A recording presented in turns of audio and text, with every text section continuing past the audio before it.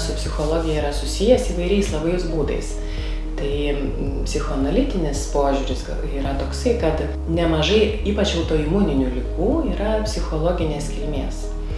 Tai iš žarnyno ligų tai būtų uždegiminės žarnų ligos, sakykime, ar ne, ar autoimuninis kasos uždegimas, autoimuninės skrandžio ligos, stemplės ligos. Tačiau aišku, kad šios psichologinės priežastys yra labai gilios, labai senos ir sunkiai jas būtų galima paveikti, ar ne? Tai, kas jau atsitiko, atsitiko. O ligos, kurios išsivysto dėl šių priežasčių, vis tik yra organinės, tai jau yra aiškus pažeidimas. Gydymas šių ligų, aišku, pirmiausia yra organinis, ar ne?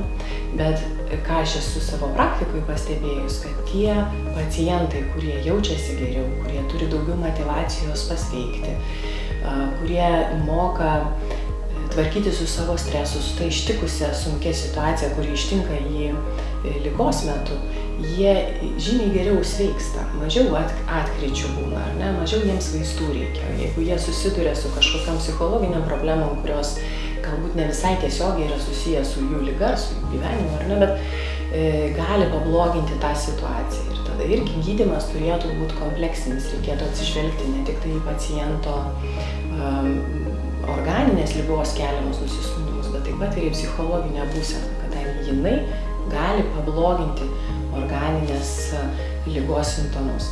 Ir taip pat yra kitos ligos, tokios vadinamos virškinamojo trakto ir smegenų ašies ligos. Anksčiau jos vadinamos buvo funkcinėmis ligomis, dabar visam pasaulyje yra priimta vadinti, kad tai yra sąsajos tarp žmogaus psichologijos ir virškinamojo trakto ligos.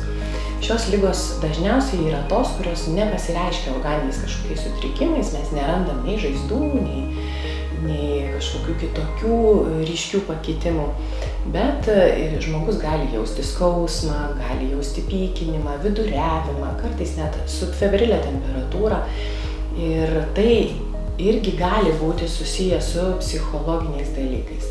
Gydymas šitų ligų taip pat jisai nebūtinai turi būti psichoterapija, vien tik tai, nors priežastis, sakykime, yra psichologinė, ar ne?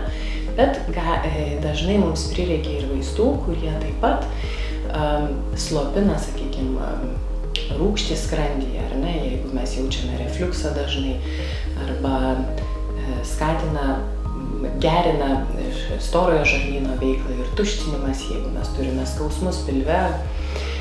Tai žinoma, tas gydymas visą laiką yra kompleksinis, tai nėra viena kažkokia dalis. Ir ta sąsaja tarp šių mažiausiai dviejų dalykų, ar ne, jau nekalbant apie kitą veikėją, kuris gyvena mūsų žarnyne, tai yra mūsų mikrobiota, kur yra milijardai mikroorganizmų rūšių ir kurie turi savo poveikį mums labai viena vertus nematoma, bet kita vertus tikrai labai ryškų įvairiomis prasmėmis. Ta suprasti, pažinti, tą integruoti savo darbe ir yra mūsų tikslas.